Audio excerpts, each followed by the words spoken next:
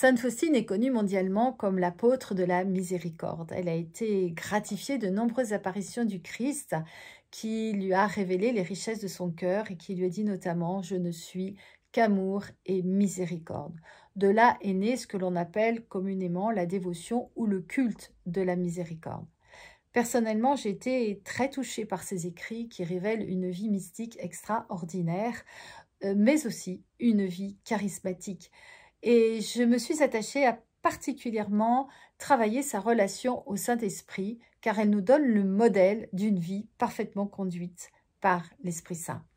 Ma question était, pouvais-je trouver chez cette sœur des conseils, des clés pour mettre en œuvre l'exhortation de saint Paul à vivre dans l'Esprit Saint, à marcher dans l'Esprit, à être rempli du Saint-Esprit, à exercer, à aspirer aux dons spirituels. Elle dit notamment « La sainteté, c'est un petit peu de bonne volonté et la fidélité aux inspirations du Saint-Esprit. » Alors oui, mais comment être attentif aux inspirations du Saint-Esprit dans un quotidien bien rempli? Comment y répondre fidèlement? Comment développer les dons et les fruits du Saint-Esprit et mettre en œuvre les dons spirituels? Quels moyens concrets nous donne-t-elle? Voilà toutes les questions qui m'ont guidée dans ma recherche.